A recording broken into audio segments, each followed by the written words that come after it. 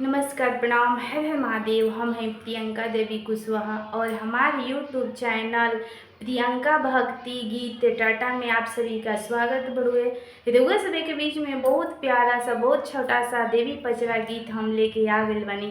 गीत के पूरा जरूर सुनम जा, वीडियो के लाइक शेयर जरूर कर जा। अभी तक ले चैनल के सब्सक्राइब नहीं किया कैले तो चैनल के भी सब्सक्राइब जरूर कर ले जा और कमेंट बॉक्स में लिख के भेजम जा हमारे गीत के कहाँ से सुननी है, जा हमारे गीत कैसन लागल। तो चलिए रउआ सबे के हम गीत सुनाओ तनी। लाली लाली डोलिया प बैठे शीतला मैया हो, सिंगरवा करी के ना। लाली लाली डोलिया प बैठे शीतला मैया हो, सिंगरवा करी के ना।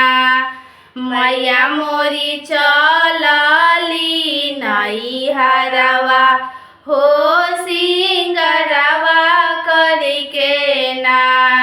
मैया मोरी चलली नैहरवा हो, सिंगरवा करी के ना। हाथवा में पहिरे मैया लाल पियर चूड़िया हो, मेहंदी रच के ना। हाथवा में पहिरे मैया लाल पियर चूड़ी हो, मेहंदी रच के ना। मैया मोरी चलली नैहरवा हो, मेहंदी रच के ना। मैया मोरी चलली नैहरवा हो, मेहंदी रच के ना। गलवा में पहिरे मैया ओढ़ाउल के हरवा हो, कमरिया पहिरे ना। गलवा में पहिरे मैया ओढ़ाउल के हरवा हो, कमरिया पहिरे ना। मैया मोरी कमर कर धनिया हो, कमरिया पहिरे ना। मैया मोरी कमर कर धनिया हो, कमरिए पहिरे ना। पौआ में पहिरे मैया रुनु झुनु पैजनिया हो, महावर रच के ना। पौआ में पहिरे मैया रुनु झुनु पैजनिया हो, महावर रच के ना। मैया मोरी चलली नैहरवा हो, महावर रच के ना।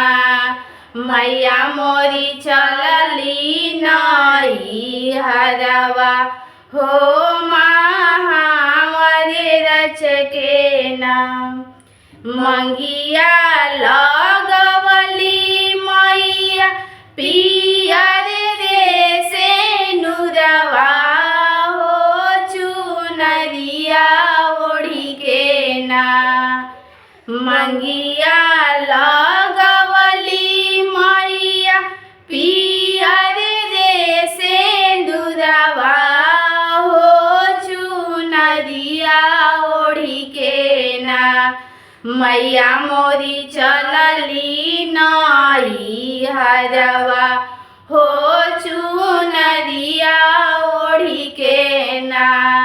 मैया मोरी चलली नैहरवा हो, चुनरिया ओढ़ी के ना।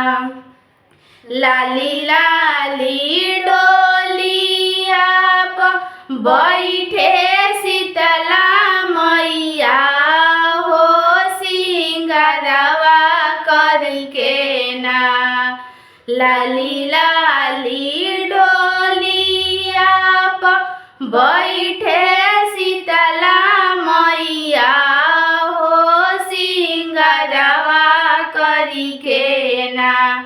मैया मोरी चलली नई हरवा हो सिंगारवा करके ना। मैया मोरी चलली नई हरवा हो सिंगारवा करके ना। मैया मोरी चलली डगरिया हो सिंगारवा करके ना। मैया मोरी जाली सेवा खा घरवा हो